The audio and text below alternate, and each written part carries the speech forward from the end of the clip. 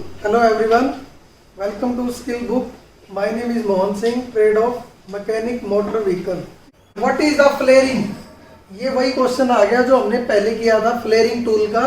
Flaring tool के द्वारा क्या करते थे हम, किसी भी पाइप का अगर दो पाइपों को जोड़ना है तो उनके मुंह को हम चौड़ा करते थे, डायमीटर ज्यादा करते थे। What is the flaring? Flaring का क्या काम है? तो इसके अंदर जो हमारा ऑप्शन ए है, option A, increase the diameter of A tube and. पहला ऑप्शन जो हमारा ए है वो बिल्कुल ठीक है। ठीक है, हम क्या करते थे, इंक्रीज होता है बढ़ाना। हम क्या करते हैं, कोई भी हमारी ट्यूब है उसके डायमीटर को, जो एंड होता है उसका डायमीटर का जो लास्ट का पॉइंट है, उसके एंड के मुंह को हम क्या कर देते हैं, थोड़ा सा डायमीटर इंक्रीज कर देते हैं ताकि दोनों पाइप आपस में जुड़ सके और उनके ऊपर हम आसानी से ब्रेजिंग इत्यादि कर सके। आपके फ्रीज और एसी के अंदर ये बहुत ज्यादा देखने को मिलेगा आपको। तो पहला जो राइट ऑप्शन है वो है ए। ठीक है, फर्स्ट का ही बिल्कुल ठीक है इसका। दूसरे आपको देखने, डिक्रीजिंग घटाना गलत है, इंक्रीजिंग द लेंथ नहीं बढ़ा सकते आप, डिक्रीजिंग द लेंथ भी नहीं कर सकते, तो ए ऑप्शन बिल्कुल ठीक है। Plier, question number 2, which plier used for bending narrow strip of thin metal sheet? Which plier, कौन सा प्लायर यूज करेंगे फॉर के लिए बेंडिंग नैरो? कोई तार है या आपकी तार है कोई भी मेटल्स है, जैसे ऐसे है, उसको एकदम से ऐसे मोड़ना है या फिर उसको स्ट्रिप करना है, ऐसे करना है। कोई वायर है एकदम से आ रही है, उसको ऐसे मोड़ना है बिल्कुल, तो हम क्या करेंगे, तो कौन से प्लायर का यूज करेंगे? राउंड का तो नहीं करेंगे, मुझे पता है राउंड से तो हम लूप बनाते हैं, कोई भी छल्ले होते हैं गोल होते हैं वो बनाते हैं। ठीक है, स्लिप जॉइंट को पकड़ने के लिए यूज करेंगे, ये भी नहीं आएगा। इंटरनल सर क्लिप का भी यूज नहीं करेंगे क्योंकि क्लिप्स वगैरह निकालने के लिए यूज करते हैं। तो इसका जो राइट रहेगा ऑप्शन वो रहेगा ए, फ्लैट नोज प्लायर। ये क्या होता है, फ्लैट आपके ऐसे करके होता है फ्लैट नोज प्लायर। ठीक है, ये बिल्कुल आगे से जो जा होते हैं ना, ये फ्लैट होते हैं। इनका यूज कौन करते हैं? ज्यादातर जो सुनार होते हैं, ठीक है, जो आभूषण का काम करते हैं, वो क्या करते हैं, जैसे कोई चैन बनानी है या उनको कुछ आपके आभूषण वगैरह बनाते हैं, तो वो छोटी छोटी चीजों को बिल्कुल स्ट्रिप करते हैं, नैरो करते हैं, मोड़ देते हैं। जैसे ऐसे इसके अंदर जाके अंदर पकड़ी और वो चीज मोड़ दी उन्होंने। छोटी छोटी चीजों के लिए यूज करते हैं, बड़ी चादरों में भी यूज करते हैं, चादर को स्ट्रैप करने के लिए। अगर कोई चादर बिल्कुल सीधी है और उसको थोड़ा सा किनारी मोड़नी है, उसकी स्ट्रैप करनी है, तो फ्लैट नोज प्लायर का यूज करते हैं सबसे ज्यादा। ठीक है, तो इसका आएगा ए ऑप्शन बिल्कुल ठीक है, flat knows plier. Which type of socket spanner? Which type of socket spanner can be turned to an angle? कौन सा सॉकेट स्पैनर है जो आपके किसी भी एंगल पर टर्न हो जाता है, दाएं बाएं मुड़ जाता है? तो हमारा जो सॉकेट स्पैनर है ये तो नहीं होता। ठीक है, डीप सॉकेट स्पैनर भी नहीं होता। स्पार्क प्लग निकालने के लिए यूज करते वो भी नहीं होता। तो इसका जो डी ऑप्शन है वो बिल्कुल ठीक है, सीवीवल सॉकेट स्पैनर होता है। क्या होता है, जैसे कि हमारी एक सॉकेट है, ठीक है, ये हमारी एक सॉकेट है जिसके अंदर 6 मुंह होते हैं। ठीक है, हेक्सागोनल है, या 4 मुंह लगा सकते हो। और यहाँ पे क्या होता है, एक ज्वाइंट दिया जाता है, ज्वाइंट स्पाइडर टाइप का, क्रॉस टाइप का, और उसके बाद एक सॉकेट और होती है इसके अंदर। ठीक है, ऐसे करके, तो ये यहां से किसी भी एंगल के ऊपर वो क्या कर सकता है, टर्न कर सकता है, घूम सकता है। आप उसको दाएं बाएं मोड़ सकते हो, आजू बाजू कहीं भी अपनी अकॉर्डिंग टू काम करने के हिसाब से उसको सीवीबल मतलब उसको चेंज कर सकते हो, उसको इधर उधर कर सकते हो। तो इसका जो राइट आंसर है वो आएगा डी।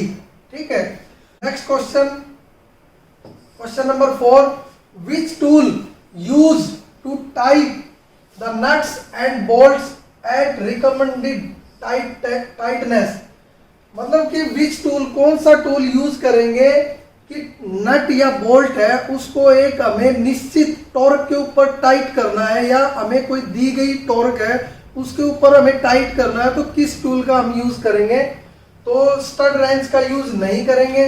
ठीक है, पाइप रेंच को पाइप काटने के लिए यूज है, नहीं करेंगे।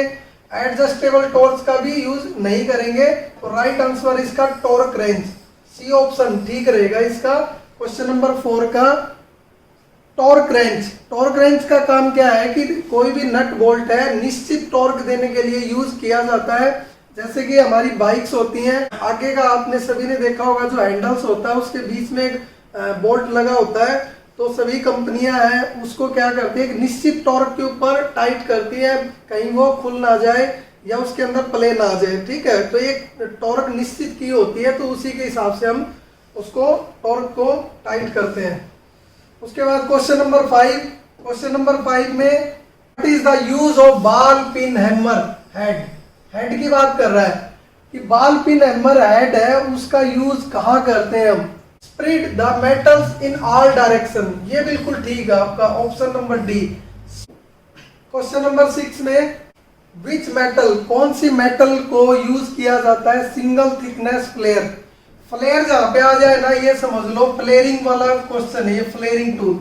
ठीक है, फ्लेयरिंग अभी बताए, 2 क्वेश्चन पहले भी आ चुके हैं। अब पूछ रहा है कि सिंगल थिकनेस। अब ये 2 तरह की थिकनेस होती है, एक सिंगल थिकनेस होती है और एक होती है डबल थिकनेस। डबल थिकनेस होती है, तो सिंगल थिकनेस हम किस मेटल्स के ऊपर करते हैं, हम कॉपर पे करते हैं। सिंगल थिकनेस फ्लेयर हम किसके ऊपर करते हैं, कॉपर पे। अभी मैंने बताया एसी फ्रीज है, उनके पीछे देखना कॉपर की लाइनिंग होती है, कॉपर ट्यूब होती है जिनके अंदर से हमारी जो रेफ्रिजरेंट है वो उनके अंदर फ्लो करता है रेफ्रिजरेंट। तो हम कॉपर की पाइपों का यूज करते हैं, वो आसानी से उनके मुंह को इंक्रीज हो जाता है और फ्लेयरिंग करना आसान होता है। ठीक है, अगर हमें मिनिमम इंक्रीज करना है डायमीटर तो हम सिंगल थिकनेस में कॉपर यूज करते हैं। अगर डायमीटर ज्यादा करना है, मैक्सिमम साइज करना है 9 mm, जैसे 9 mm हो गया, उससे ज्यादा करना है तो हम डबल थिकनेस यूज करेंगे, डबल थिकनेस फ्लेयर यूज करेंगे। मतलब एक बार उसके अंदर फ्लेयरिंग करेंगे, थोड़ा सा मुंह चौड़ा होगा उसका डायमीटर का, उसके बाद हम दोबारा से करेंगे, इसलिए कि उसका मुंह के बीच में क्रैक ना हो जाए, उसके अंदर दरारें ना आ जाए। क्योंकि हम मेटल्स के किसी पाइप को अगर हम चौड़ा कर रहे हैं उसके डायमीटर से और ज्यादा कर रहे हैं तो क्या उसके फटने का डर रहता है, दरारें आ सकती है। तो उसके लिए हम क्या करते हैं, फिर डबल थिकनेस करते हैं 9 mm या 9 mm से ज्यादा। ठीक है, तो इसका आपका कॉपर आएगा कि which metal tube is use for single thickness flare, copper. Next आपका question number 7, how the hammer are specified. Specified कैसे करेंगे हैमर को। आप कभी भी किसी शॉप के ऊपर जाते हैं, ठीक है, आपको हैमर खरीदना है तो उसको कैसे स्पेसिफाइड करोगे आप कि आपको कौन सा हैमर लेना है, आपको कितना हैमर लेना है। तो एक तो आपकी शेप होना बहुत जरूरी है कि कौन से शेप का लेना आपको, और आपको वेट कितना लेना है। तो इसका जो राइट ऑप्शन है वो है ए। क्वेश्चन नंबर 7 का ऑप्शन रहेगा ए, कि आपको कोई भी हैमर अगर परचेज करना है तो आपको शेप बतानी है और वेट बताना है। ठीक है, वेट आपका जैसे आधा किलो का भी हो सकता है, 1 kg, 2 kg, 3 kg, 10 kg का भी हो सकता है। और आपको बॉल पिन हैमर लेना है, क्रॉस पिन हैमर लेना है, या फिर आपको कला हैमर लेना है। ठीक है, ये अलग अलग टाइप के होते हैं। ब्रिक्स हैमर होता है जो आपके मिस्त्री वगैरह जो घर बनाते हैं वो यूज करते हैं ब्रिक्स हैमर। कला हैमर लकड़ी वाले यूज करते हैं, कीलो इत्यादि को लकड़ी से निकालने के लिए। तो उनकी शेप भी बतानी है और वेट भी बताना, वेट के आधार पे। और ये वेट आपका कहाँ लिखा होता है, हैमर के चिक के ऊपर लिखा होता है, वजन उसका जो उसका चिक होता है उसके ऊपर ये मेंशन दिया होता है। तो ए ऑप्शन बिल्कुल ठीक है। Which type of chisel used to remove excess metal from the weld joint। Suppose करो कि आपने 2 ज्वाइंट जोड़े, ठीक है, जैसे इस तरह से ये ज्वाइंट जोड़ दिया आपने, यहां भी जोड़ दिया, ठीक है, इसको बोलते हैं हम लैप ज्वाइंट। ठीक है, ये वेल्डिंग के अंदर लैप ज्वाइंट होता है, ऐसे ही करके बट ज्वाइंट होता है, बट, ठीक है, कॉर्नर ज्वाइंट होता है, अगर बट है तो सीधा हो गया आपका, ऐसे करके उसके सामने ये बट हो गया। ठीक है, अगर आपने ऐसे कोई ज्वाइंट जोड़ दिया है, ज्वाइंट जोड़ने के बाद वेल्डिंग में क्या होता है, नगट्स होते हैं। ठीक है, जो आप वेल्डिंग करते हो थोड़ी सी एक्स्ट्रा हो जाती है, उसके ऊपर बबल्स से या फिर नगट्स ज्यादा आ जाते हैं। तो हमें क्या होता है, हमें ज्वाइंट को स्मूथ रखना, फिनिशिंग देनी है, या उसके ऊपर वो ज्यादा वेल्डिंग नहीं दिखनी चाहिए, उस भाग को एक्सेस करना, हटाना वहां से। तो कौन से टाइप की चीजल यूज करोगे आप, तो इसके अंदर जब भी वेल्डिंग करते हैं तो ये ज्यादा ही आ जाती है। ठीक है, तो इसके लिए हम क्रॉस कट चीजल का यूज नहीं करेंगे। क्रॉस कट चीजल क्या होती है? क्रॉस कट चीजल गैलरीज वगैरह में यूज करते हैं ग्रू के अंदर, ठीक है। हाफ राउंड चीजल का भी यूज नहीं करेंगे। हाफ राउंड चीजल क्या होती है? जैसे किसी चीज की गोल, अगर कोई गोल बेरिंग है या कुछ और है, गोल चीज है, उसके अंदर यूज करते हैं हाफ राउंड का। उसके बाद डायमंड पॉइंट चीजल का भी यूज नहीं करेंगे। डायमंड क्या होती है? जैसे कॉर्नर, ऐसे करके कोई चीज कॉर्नर में है, अगर यहाँ पे कोई चीज को एक्सेस करना, हटाना है कॉर्नर में, तो डायमंड चीजल का यूज करेंगे। तो यहाँ पे जो राइट आंसर है वो आपका सी। क्वेश्चन नंबर 9 के अंदर आप देखेंगे कि which instrument is use to check the right angle. कौन सा इनके अंदर इंस्ट्रूमेंट है जिसकी सहायता से हम किसी भी जॉब का राइट एंगल चेक करेंगे? तो हम जानते हैं कि किसी भी जॉब के राइट एंगल को चेक करने के लिए या किसी भी जॉब की समकोणता को चेक करने के लिए हम ट्राई स्क्वायर का यूज करते हैं। ट्राई स्क्वायर दिखने में क्या होता है? इस टाइप का सा होता है आपका, ठीक है। ये स्टैग होता है और ऊपर वाला इसको ब्लेड बोलते हैं, ब्लेड, ठीक है, ब्लेड। और ये बीच में 90 डिग्री का होता है, तो हम ये इसको बोलते हैं ट्राई स्क्वायर। किसी भी जॉब की समकोणता या राइट एंगल चेक करने के लिए यूज करते हैं। एक होती है आपकी सरफेस प्लेट, याद रखना, सरफेस प्लेट से हम किसी भी जॉब की समतलता को चेक करते हैं कि जॉब के अंदर समतलता कितनी है। तो किसी भी जॉब की समतलता को चेक करने के लिए हम करेंगे सरफेस प्लेट का, और राइट एंगल और समकोणता चेक करने के लिए हम यूज करेंगे ट्राई स्क्वायर का यूज करेंगे। तो इसका जो राइट आंसर होगा वो होगा बी, ठीक है, ट्राई स्क्वायर आएगा इसका। क्वेश्चन नंबर 9 का कि which instrument is use to check the right angle. Job का राइट एंगल चेक करना है तो हम जाएंगे ट्राई स्क्वायर के ऊपर। कैलिपर के द्वारा हम क्या करते हैं? इनसाइड या आउटसाइड डायमीटर चेक करते हैं। स्टील रूल के द्वारा हम क्या करते हैं? लंबाई को चेक करते हैं, ठीक है। तो इसका आएगा आपका बी, ट्राई स्क्वायर। नेक्स्ट में क्वेश्चन नंबर 10 है कि which is use for marking and setting of work. बहुत ही अच्छा क्वेश्चन है, बहुत ही प्यारा और बहुत ही अच्छा क्वेश्चन है कि विच इज यूज्ड, कौन सा यूज करेंगे marking and setting of work. कि आपको किसी भी जॉब के ऊपर मार्किंग करनी है, मार्किंग करने के लिए एवं उसकी सेटिंग करने के लिए आप कौन सा इंस्ट्रूमेंट इनके अंदर से यूज करोगे। तो अभी मैंने आपको बताया कि सरफेस प्लेट के द्वारा हम क्या करेंगे? किसी भी जॉब की समतलता को चेक करेंगे। समतलता मतलब ये, जैसे कि हमारा हाथ है, इसके ऊपर हम जॉब को रखेंगे और देखेंगे कि नीचे कोई गैप तो नहीं है, तो ये होगी हमारी समतलता, ठीक है। उसके बाद मार्किंग टेबल है। मार्किंग टेबल का भी यूज हम मार्किंग के लिए कर सकते हैं, मार्किंग के लिए कर सकते हैं, बट सेटिंग के लिए नहीं, तो ये भी गलत हो गया आपका। उसके बाद बेंच वाइज है। बेंच वाइज का भी यूज नहीं करेंगे हम, क्योंकि बेंच वाइज के लिए हम किसी भी जॉब को पकड़ने के लिए यूज करते हैं ताकि उसके ऊपर हम डिफरेंट तरीके के ऑपरेशन कर सके, जैसे कटिंग करनी है, फाइल करनी है इत्यादि। तो अलग अलग ऑपरेशन के लिए बेंच वाइज का यूज करते हैं किसी भी जॉब को मजबूती से पकड़ने के लिए। तो जो इसका राइट आंसर होगा वो होगा सी, होगा जो सी होगा। क्वेश्चन नंबर 10 का राइट आंसर सी होगा। अब कैसे होगा कि हमारे पास में वी ब्लॉक है, वी ब्लॉक है, इसके ऊपर हमें किसी गोल जॉब की मार्किंग करनी है। इसके ऊपर हम क्या करेंगे? बांध देंगे इसको, ठीक है, इसके ऊपर बांध देंगे। ये भी आपका 90 डिग्री पे होता है इसका एंगल। तो अगर इसके ऊपर हमने किसी जॉब को ऊपर रखा है तो मार्किंग तो करेंगे, अभी तो इसके ऊपर हम सेटिंग भी कर सकते हैं, जैसे कि इसको आगे पीछे कर सकते हैं, यहाँ पे भी कर सकते हैं मार्किंग, यहाँ पे भी, यहाँ पे भी, और अलग अलग जगह पे मार्किंग कर सकते हैं अकॉर्डिंग टू सेटिंग। सेटिंग के हिसाब से कर सकते हैं इसको ऊपर, इसको कहीं भी सेट करके इसके ऊपर अलग अलग मार्किंग करने के लिए यूज किया जाता है। वी ब्लॉक आपका ज्यादातर कास्ट आयरन का बना होता है और गोल जॉब इत्यादि के ऊपर मार्किंग करने के लिए यूज किया जाता है, ठीक है। तो इसका सी ऑप्शन बिल्कुल ठीक है, वी ब्लॉक। क्वेश्चन नंबर 11 में है what is the purpose of angle plate. ये भी बहुत अच्छा क्वेश्चन है। एंगल प्लेट, कई बच्चों को ये नहीं पता होता है कि एंगल प्लेट होती क्या है और उसका काम क्या है। तो एंगल प्लेट सबसे पहले तो जैसे कि हमारी इस टाइप की होती है एंगल प्लेट, ठीक है, और इस टाइप की दिखने में होती है। एक भाग और होता है इसका नीचे की तरफ, ठीक है, ये इस तरह से होती है दिखने में, ठीक है, दिखने में ये इस तरह की होती है और इसके अंदर अलग अलग जगह पे आपके स्क्वायर टाइप, होलो टाइप, अलग अलग साइज के होल कटे होते हैं। ठीक है, इसके अंदर ऐसे करके कटे होते हैं।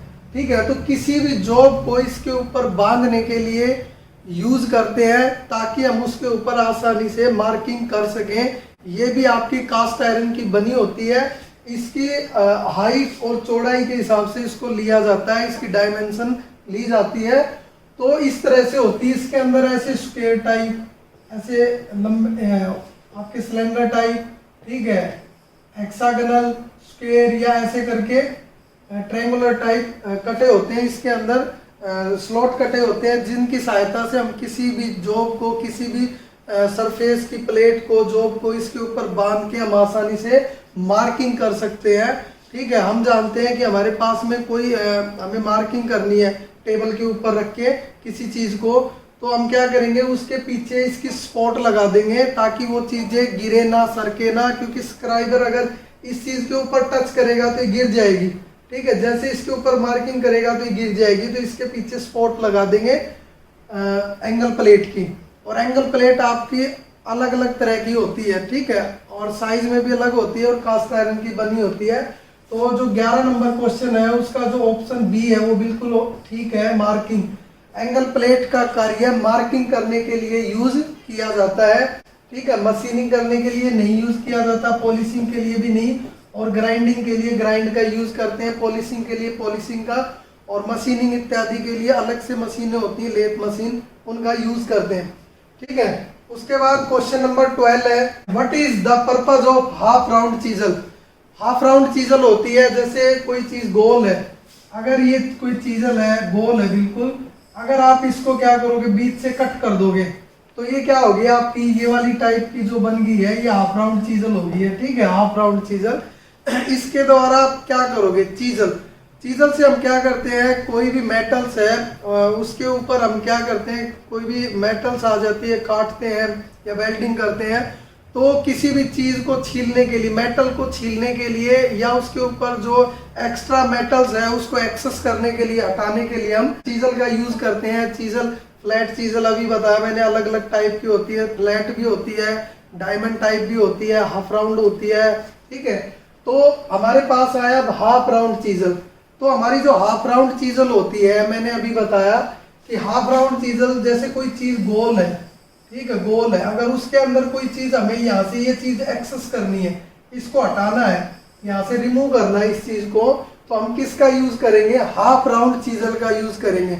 अब ये जॉब कैसी है, अब ये दिखने में क्या होगी, कवर्ड टाइप है, कवर्ड, गोल है, थोड़ी सी कवर्ड है, अंदर की तरफ गोल है, तो ये अंदर से क्या हो रखी है, कवर्ड है। तो हम किसके ऊपर जाएंगे, कट कवर्ड ग्रूव्स।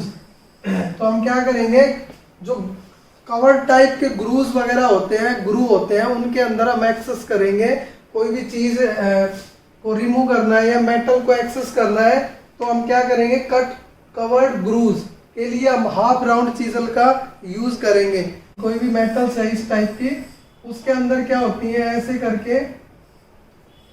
करके ग्रूव्स लाइनें बनी होती हैं, उसके अंदर हाफ राउंड चीजल को आसानी से कवर करके किसी भी चीज को एक्सेस या मेटल्स को एक्सेस कर सकते हैं। तो इसका जो ऑप्शन होगा वो होगा B. Screwdriver is used in blind space. ये भी बहुत अच्छा क्वेश्चन है कि विच स्क्रू ड्राइवर, कौन सा स्क्रू ड्राइवर हम यूज करेंगे इन ब्लाइंड स्पेस। ब्लाइंड मतलब कि जो हमें दिख नहीं रहा है, कोई स्क्रू लगा हुआ है और जिसको हम देख नहीं पा रहे हैं, तो वहां पे किस टाइप का स्क्रू ड्राइवर यूज करेंगे। तो रैचिट टाइप का स्क्रू ड्राइवर यूज नहीं करेंगे, फिलिप्स टाइप का भी यूज नहीं करेंगे, स्टम्पी स्क्रू ड्राइवर भी यूज नहीं करेंगे। हम यूज करेंगे ऑफसेट स्क्रू ड्राइवर का यूज करेंगे, बी ऑप्शन ठीक है। अब ऑफसेट स्क्रू ड्राइवर कैसा होता है दिखने में, आइए यहाँ पे ये इस तरह का होता है दिखने में, कुछ इस तरह का। यहाँ पे इसकी टिप बनी होती है, टिप, ठीक, और यहाँ पे भी टिप होती है, इसके दोनों तरफ टिप बनी होती है, ये भी टिप है इसकी और ये भी टिप है। ठीक है, जैसे सपोज करो कि आप कोई मशीन है, ठीक है, उसके ऊपर कोई चद्दर लगी हुई है और उसके नीचे की तरफ बोल्ट है, तो आप उसको क्या कर सकते हो, कोई भी फिलिप्स टाइप या स्टम्पी या रैचिट स्क्रू ड्राइवर सीधा नहीं लगा सकते, क्योंकि ऊपर उसके प्लेट है, जैसे ये स्क्रू है और ऊपर की तरफ उसके प्लेट है, तो हम क्या करेंगे, स्टम्पी वाला ये स्क्रू ड्राइवर यूज करेंगे और इस होल के अंदर डाल के हम दूर से भी हम इसको धीरे धीरे क्या कर सकते हैं, खोल सकते हैं। ठीक है, ये दिखने में इस तरीके का ऑफसेट स्क्रू ड्राइवर होता है, ब्लाइंड स्क्रू को खोलने के लिए यूज किया जाता है। What is the purpose of cross pin hammer? What is the purpose उसका उद्देश्य क्या है, of the cross pin in the hammer, hammer के अंदर क्रॉस पिन का क्या पर्पज है? तो इसका जो क्वेश्चन नंबर 14 है, इसका जो ऑप्शन बिल्कुल ठीक है वो है डी। क्रॉस पिन हैमर होता है, क्रॉस मतलब उसकी जो पिन होती है बिल्कुल सीधी होती है आगे से। कैसे होती है कि ऊपर जैसे ऐसे इस टाइप का फेस है,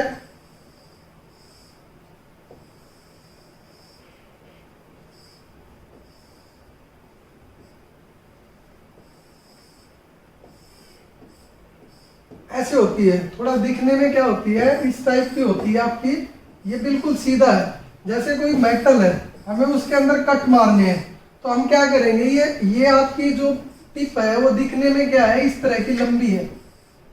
ठीक है, ये टिप है आपकी, पैनी है और बिल्कुल स्ट्रेट है, सीधी है। तो हम इसने पूछा है कि क्रॉस पिन हैमर का, क्रॉस और स्ट्रेट एक जैसे होते हैं, बट इसके जो आगे की पिन होती है वो थोड़ी सी आपकी एक और हो जाती है, एक्सेस थोड़ी सी अलग हो जाती है, थोड़ी सी उभरी हुई होती है। तो किसी भी मेटल को एक सीध में spread the metal in one direction, जैसे यहाँ पे हमने कट मारा, उसके बाद यहाँ कट मारा, फिर यहाँ पे कट दिया, यहाँ पे कट दिया, यहाँ पे, तो हम क्या कर रहे हैं, सिर्फ एक डायरेक्शन में, वन डायरेक्शन के अंदर हम कट मार रहे हैं किसी भी मेटल्स के अंदर, सीट के अंदर, ऐसे करके उसको बार बार स्प्रेड कर रहे हैं, लेकिन एक डायरेक्शन में कर रहे हैं, कट कर रहे हैं। तो इसका जो राइट ऑप्शन है वो है डी, कि इसमें कि ये बॉल पिन हैमर है या फिर आपका क्रॉस पिन हैमर है। Ball pin hammer all direction में काम करेगा और cross pin hammer one direction में स्प्रेड करेगा। उसके बाद नेक्स्ट है question number 15। Question number 15, which refers the size of hexagonal Allen key. Which refer, किसके ऊपर हम रेफर करेंगे, साइज ऑफ हेक्सागोनल एलन की। ये जो एलन की थी अभी आई हुई थी आपके, एलन की इस टाइप की, ठीक है, इसके अंदर ये हेक्सागोनल होती है, 6 मुंह होते हैं इसके अंदर। ठीक है, ये किसके अकॉर्डिंग, किस साइज के ऊपर ली होती है या बनी होती है आपकी, तो साइज ऑफ रेडियस गलत है, ये साइज ऑफ डायगोनल ये भी गलत है, साइज ऑफ डायमीटर के हिसाब से भी इसको रेफर नहीं करेंगे, हम करेंगे D option, size of across flat. ये ऑप्शन बिल्कुल ठीक है, क्योंकि आप जानते हैं कि जो हमारी ये एलन की है, एलन इसके अंदर जैसे कि 6 मुंह होते हैं, अभी मैंने बताया ऐसे करके, ऐसे, और ये ऐसे गोल होती है। ठीक है, ठीक है, ऐसे करके होती है। तो ये 6 मुंह होते हैं, ये किनारे होते हैं, इनको हम क्या करते हैं, छील देते हैं, लेकिन क्या होता तो पूरा है। जब हम किसी भी एलन की को ऐसे रखते हैं, उसका फ्लैट कितना जा रहा है उसको राउंड लेते हैं कि उसका फ्लैट कितने पे है, कितने साइज के बोल्ट पे लग रहा है। तो इसके ये इस फ्लैट को, जो ये पूरा फ्लैट होता है, साइज अक्रॉस द फ्लैट, इसके हिसाब से हम इसको रेफर करते हैं एलन की को। ठीक है, तो राइट ऑप्शन रहेगा डी। उसके बाद क्वेश्चन नंबर 16। क्वेश्चन नंबर 16 में आप देखेंगे कि how the screw driver is specified. Screw driver को कैसे स्पेसिफाइड करोगे आप। स्क्रू ड्राइवर जैसे आप कहीं भी लेने जाते हो या शॉप से खरीदते हो, तो उसको कैसे डिफाइन करोगे या कैसे स्पेसिफाइड करोगे आप। इसके अंदर ऑप्शन दिए हुए हैं कि length of blade and width of tip, width and diameter of the edge, thickness लेंगे उसकी और लेंथ, उसके बाद शेप एंड लेंथ लेंगे। जैसे कि आपका स्क्रू ड्राइवर है, स्क्रू ड्राइवर कैसे होता है दिखने में,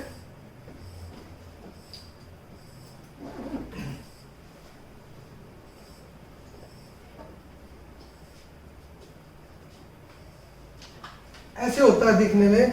तो एक तो लेंथ ऑफ ब्लेड, ये लेंथ ऑफ ब्लेड की लेंथ होगी, और विड्थ ऑफ टिप, इसकी ये जो ये आगे की होती है चौड़ाई, ये टिप की चौड़ाई कितनी है, ये होगी इसकी लेंथ, और ये टिप की विड्थ होगी चौड़ाई कितनी, इसके हिसाब से हम इसको रेफर करेंगे या फिर इसके हिसाब से हम इसको सेटिस्फाइड करेंगे, स्पेसिफाइड करेंगे, sorry, length of blade and width of tip.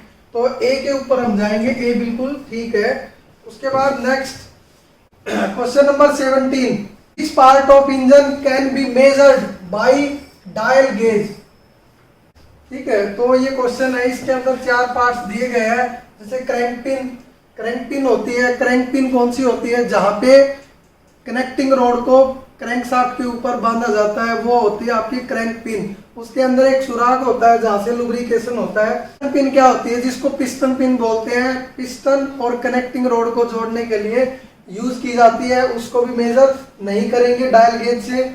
उसके बाद पिस्टन क्या होता है, सिलेंडर के अंदर अपने स्ट्रोक पूरे करता है, टीडीसी से बीडीसी की तरफ या बीडीसी से टीडीसी की तरफ, तो उसको भी हम मेजर नहीं कर सकते। हमारी सिलेंडर बोर होती है, सिलेंडर बोर को अगर मेजर करना है तो डायल गेज का यूज करेंगे, हम डायल गेज का यूज करेंगे। ठीक है, तो राइट ऑप्शन रहेगा इसका डी, सिलेंडर बोर।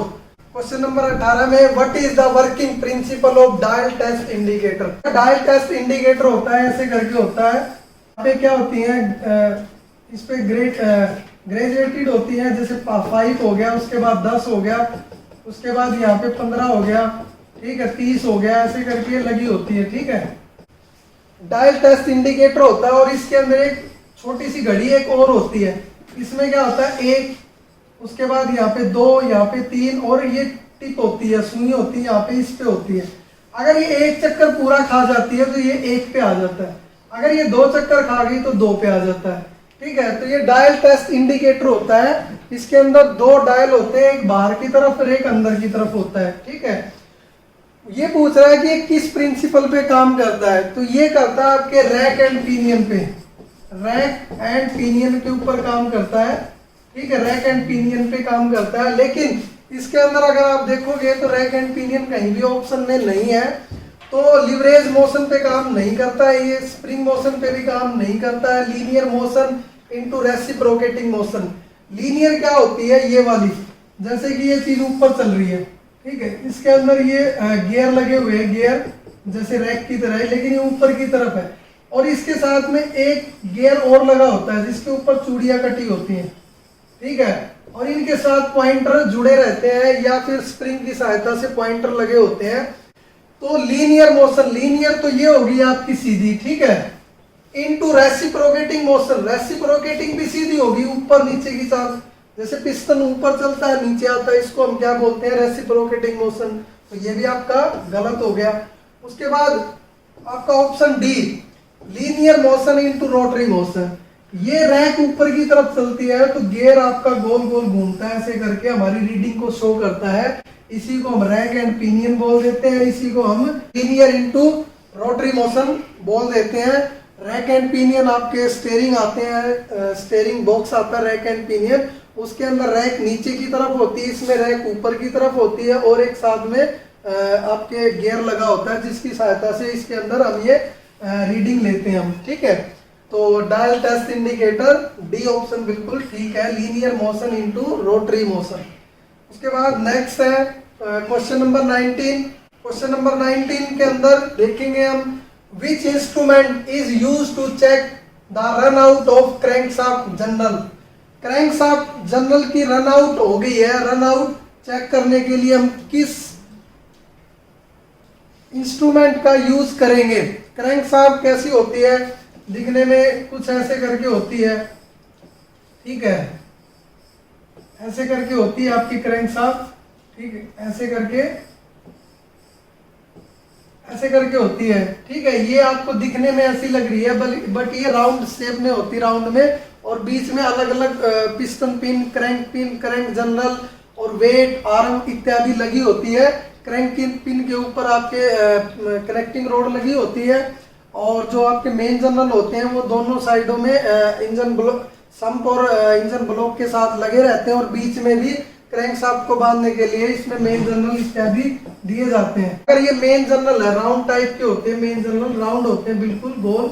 ठीक है, अगर उसकी रन आउट चेक करनी है, वो कहाँ से घिस गया है, कहाँ से नहीं घिसा है, तो उसको चेक करने के लिए हम कौन सी यूज करेंगे, टेलीस्कोपिक गेज का यूज नहीं करेंगे, क्योंकि टेलीस्कोपिक जैसे कोई स्लॉट है इस तरीके का, तो इसमें लगा के हम यूज करते हैं with the help of micrometer, micrometer की सहायता से रीडिंग लेते हैं तो इसका यूज नहीं करेंगे।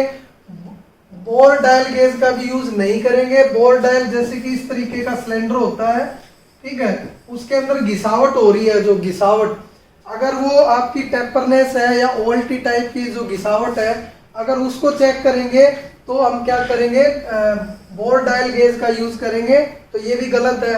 वर्नियर गेज का यूज नहीं करेंगे, वर्नियर गेज, ठीक है, वर्नियर गेज कुछ नहीं है, वर्नियर कैलिपर होता है।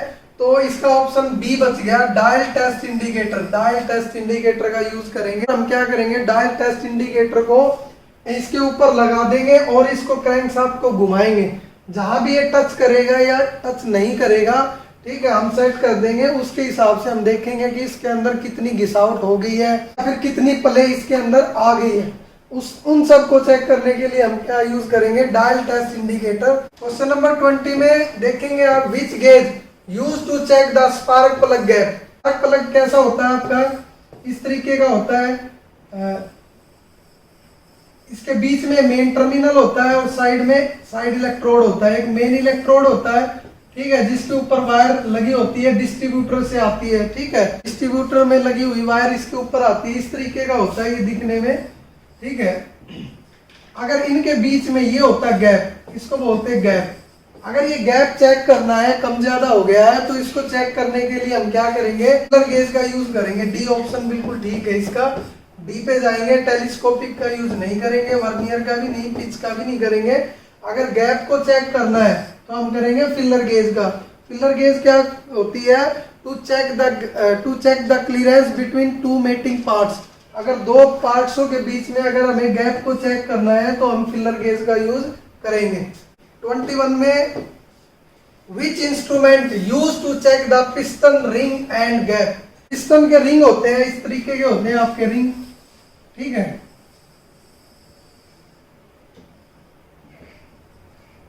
इस तरीके के रिंग होते हैं आपके। एक और भी होता है आपका इस तरीके का रिंग, उसके बीच में स्प्रिंग लगा होता है, ऐसे करके रिंग होते हैं। इनको बोलते हैं कंप्रेशन रिंग।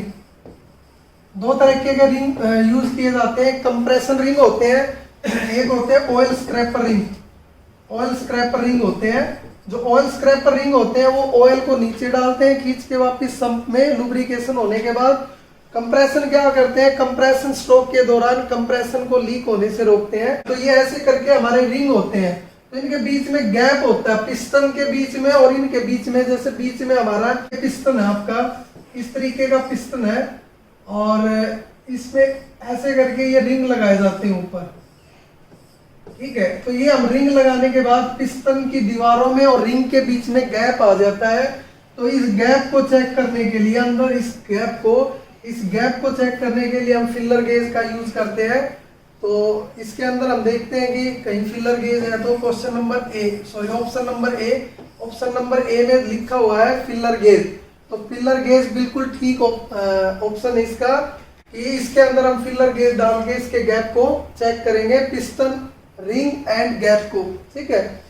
उसके बाद नेक्स्ट आपका क्वेश्चन नंबर 22। क्वेश्चन नंबर 22 में है कि what are the two instrument, दो इंस्ट्रूमेंट बताने हैं, use to measure the warpage of the flywheel. Flywheel आप सभी ने देखा होगा, फ्लाई व्हील ऐसे होता है फ्लाई व्हील दिखने में। उसके ऊपर यहाँ पे दांते कटे होते हैं, गियर कटे होते हैं।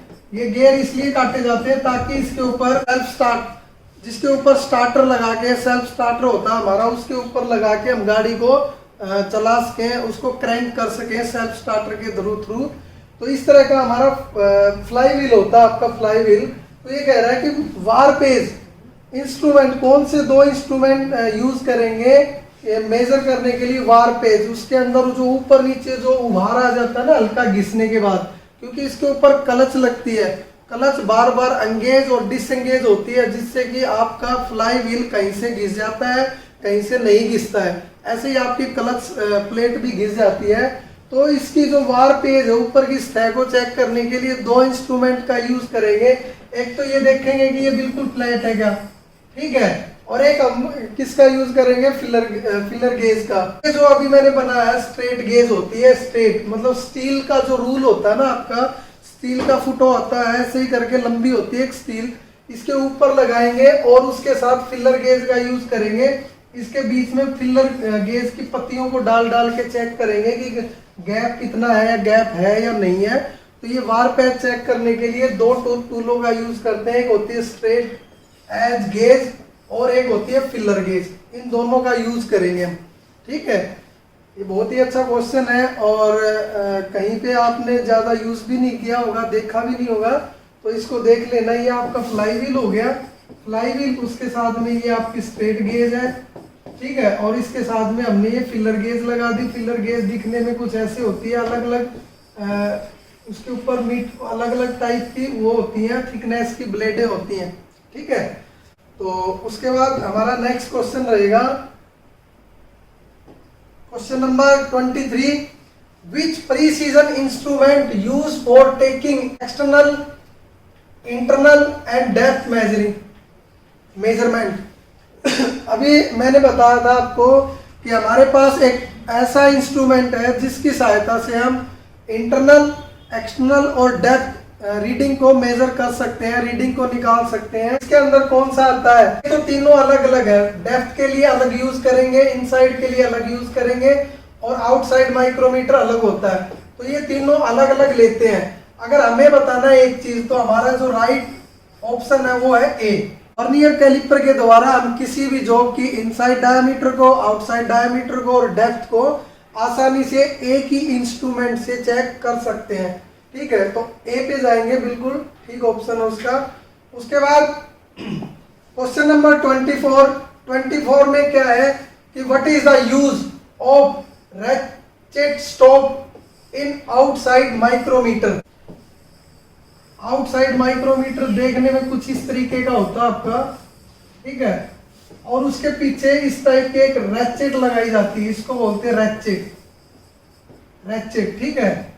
यहाँ पे एनविल लगी होती है, स्पिंडल बाहर आता है, ये रीडिंग होती है, इसको स्लीव बोलते हैं या बैरल बोलते हैं, इसको थिम्बल बोलते हैं, ठीक है। तो बात कर रहे हैं हम यहाँ पे इस रैचेट की। ये कह रहे हैं कि रैचेट लगा होता है, किस लिए यूज किया जाता है? What is use of ratchet stop, इसको मतलब स्टॉप हो जाता है, इसमें आवाज आनी शुरू हो जाती है। जैसे मैं माइक्रोमीटर को या इस आपके जो जैसे मार्कर को इसके बीच में लगा के इसको ऐसे ऐसे घुमाऊंगा, तो एक समय जब ये बिल्कुल क्लैंप कर लेगा, ये भिग जाएगा आपका, तो उसमें आवाज आनी शुरू हो जाएगी इसके अंदर, ठीक है। आवाज आनी शुरू हो जाती है टच की। वो किस लिए आती है? वो प्रिवेंट लोड के लिए गलत, प्रिवेंट स्पीड के लिए गलत, प्रिवेंट स्लाइडिंग के लिए गलत। तो वो किस लिए आती है? प्रिवेंट एक्सेस प्रेशर, ये ठीक है आपका। क्वेश्चन ऑप्शन नंबर सी, 24 का ऑप्शन नंबर सी बिल्कुल ठीक रहेगा कि आपकी जो जॉब लगाई है इसके बीच में वो आपकी पूरी तरह से क्लैंप हो गई है, और ज्यादा प्रेशर मत डालो उसके ऊपर, कहीं आपका ये स्पिंडल है या एनविल है या फिर ज्यादा दब जाएगा, तो उससे क्या होगा? एक्यूरेट रीडिंग कभी नहीं आएगी, ठीक है। तो प्रिवेंट एक्सेसिव प्रेशर की, और ज्यादा प्रेशर नहीं डालना आपको। रैचेट के अंदर आवाज आनी शुरू हो जाती है, माइक्रोमीटर कभी भी यूज करते हैं, तो ये आपको ध्यान रखना है, ठीक है। उसके बाद नेक्स्ट क्वेश्चन आपका क्वेश्चन नंबर 1। तो इसके अंदर आपको एक रीडिंग दी हुई है। ये आपका माइक्रोमीटर है, सबसे छोटे वाला माइक्रोमीटर 0 से 25 का, 25 mm का माइक्रोमीटर है। और जैसे माइक्रोमीटर आते हैं 0 से 25, 25 से 50, ठीक है, ऐसे करके आते हैं, 25 से 50 से 75 ऐसे करके आते हैं। उसके बाद इन्होंने रीडिंग दी है। अगर आप यहाँ से देख, इसके अंदर 4 ऑप्शन दिए गए हैं, कौन सी है? तो ये आपको फॉर्मूला लगा के निकालनी होगी।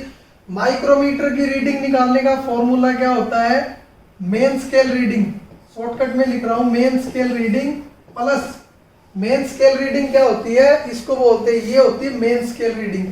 मेन, इसको हम स्लीव या बैरल भी बोल देते हैं। मेन स्केल रीडिंग, यहाँ पे हम ब्रैकेट लगाएंगे, ठीक है। ब्रैकेट इसलिए लगाएंगे कि आपको अंदर की कैलकुलेशन करनी है पहले। उसके बाद ये आती है, इसको मेन स्केल बोलते हैं, मेन स्केल रीडिंग। इसको बोलते हैं thimble scale reading, thimble scale reading. तो इसको शॉर्टकट में टी थिम्बल स्केल रीडिंग कर देता हूँ, इनटू में कर देता हूँ least count, multiple least count कर देता हूँ। ये फॉर्मूला है इसका रीडिंग निकालने का, ठीक है। माइक्रोमीटर का। तो अब इस रीडिंग के अंदर आते हैं तो देखेंगे कि यहाँ पे 0 है, 0 के बाद ये आपका यहाँ पे एक नीचे पॉइंट लगा हुआ है तो ये आधा हो गया। हम माइक्रोमीटर को ये वाला अगर थिम्बल है इसका अगर हम एक चक्कर घुमा देते हैं तो क्या हो जाता है, हमारा आधा mm हो जाता है। ठीक है, 1/2 क्या हो जाता है, 0.5 mm हो जाता है। अगर एक चक्कर घुमाएंगे तो आधा हो जाएगा। अगर 25 बार घुमाएंगे, सॉरी 50 बार घुमाएंगे तो ये कितना हो जाएगा, 25 आ जाएगा। यहाँ पे 25 रीडिंग निकल आएगी 25 mm की। तो यहाँ पे क्या है कि मेन स्केल रीडिंग कितनी है, यहाँ पे एक तो पूरा हो गया 1 mm। ठीक है, ये एक ऐसे करके 0, फिर ये 1 हो गया। उसके बाद यहाँ पे आप ध्यान से देखना है, ये आपका आधा भी दिख रहा है, यहाँ पे एक पॉइंट और दिख रहा है। तो आपकी मेन स्केल रीडिंग कितनी होगी, 1.5। क्या होगी, 1.5। 1 mm होने के बाद में एक राउंड पूरा थिम्बल ने ले लिया है तो 1.5 होगी हमारी 1.5 प्लस। उसके बाद थिम्बल स्केल रीडिंग कितनी है, आप देख रहे हो यहाँ पे कि ये 40 यहाँ पे है, 40 से पहले 39 है। ये कौन सी है, 39। तो हमारी क्या होगी, ये 39 होगी। गुना में क्या करेंगे, लिस्ट काउंट कितना होता है, मैंने पहले भी बताया आपको, माइक्रोमीटर का लिस्ट काउंट होता है 0.01 mm। ठीक है, माइक्रोमीटर का। तो गुणा में कर देंगे इसके 0.01 mm। तो ये कितनी होगी, 1.5 प्लस में ये कितनी होगी, 0.39। इसमें जोड़ोगे 1.5 में 39 जोड़ोगे तो कितनी आएगी, 981। 1.89 आ गई इसकी रीडिंग। तो हम इसमें देखेंगे कि 1.89 रीडिंग किसकी है, बी की। ऐसे ही आपकी वर्नियर स्केल रीडिंग निकलेगी। तो वर्नियर में भी क्या होता है, मेन स्केल रीडिंग प्लस में बस अंदर क्या कर देंगे, वर्नियर स्केल रीडिंग इनटू में लिस्ट काउंट क्या हो जाएगा, 0.02 हो जाएगा अगर वर्नियर स्केल आता है। क्वेश्चन नंबर 2 के अंदर आप देखोगे,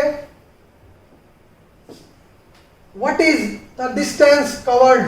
क्वेश्चन पढ़ना आराम से, ध्यान से पढ़ना, आपको सीबीटी एग्जाम में घुमा फिरा के क्वेश्चन को पूछते हैं।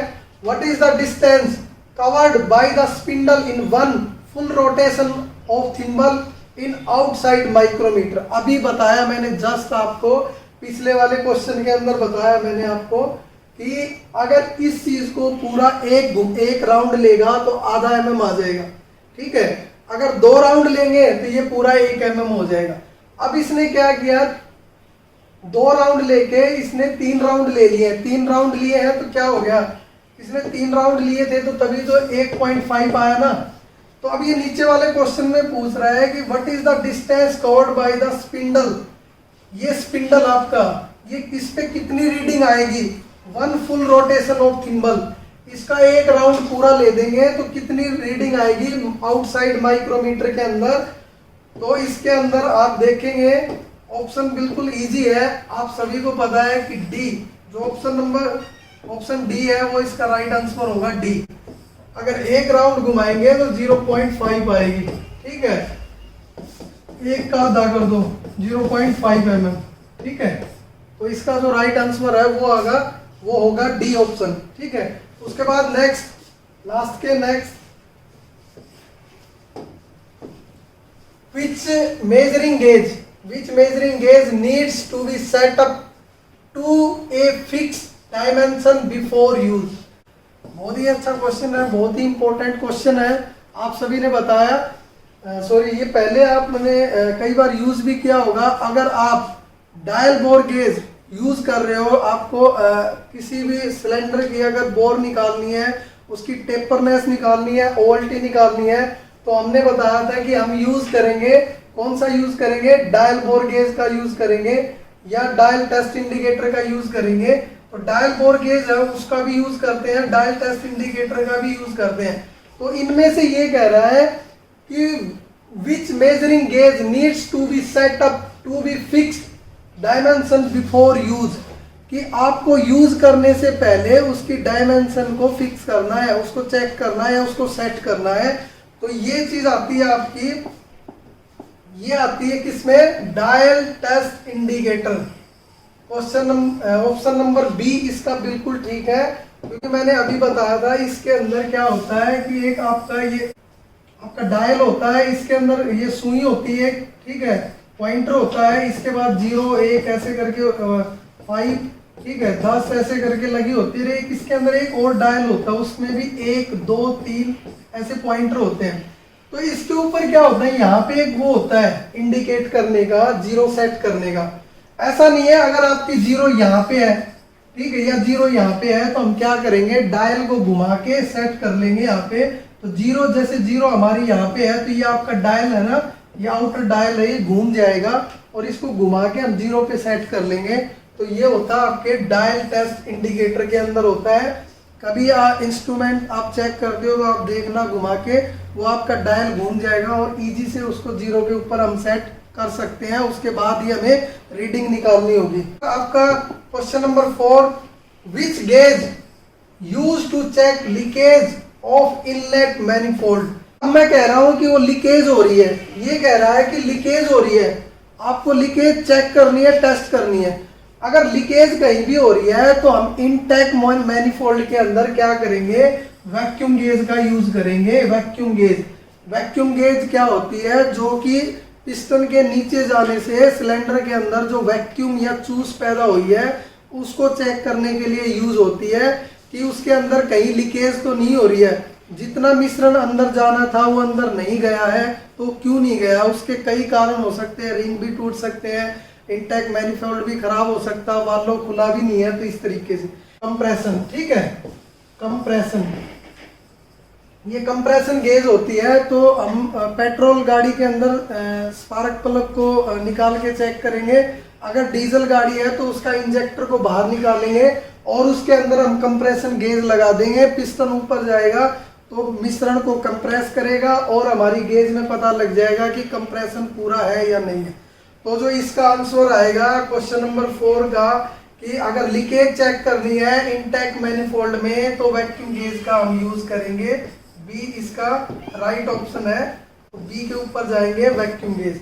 अगर हमें कंप्रेशन चेक करना है तो कंप्रेशन चेक करने के लिए हम कंप्रेशन गेज का यूज करते हैं, ठीक है। पेट्रोल में स्पार्क प्लग में की जगह पे लगा के और डीजल में इंजेक्टर की जगह लगा के यूज करेंगे। अगर आपको ये वीडियो बहुत अच्छी लगी और मैंने अगर अच्छे से एक्सप्लेन किया, अच्छे से समझाया है, अगर आपको ऐसी वीडियो और चाहिए तो आप इस वीडियोस को ज़्यादा से ज़्यादा देखें, शेयर करें, ताकि सीबीटी का एग्ज़ाम सभी बच्चों का अच्छे से हो जाए। और बहुत सारे क्वेश्चन इसी के अंदर से आएंगे। चैनल्स को लाइक करें, सब्सक्राइब करें और शेयर करें। Thank you.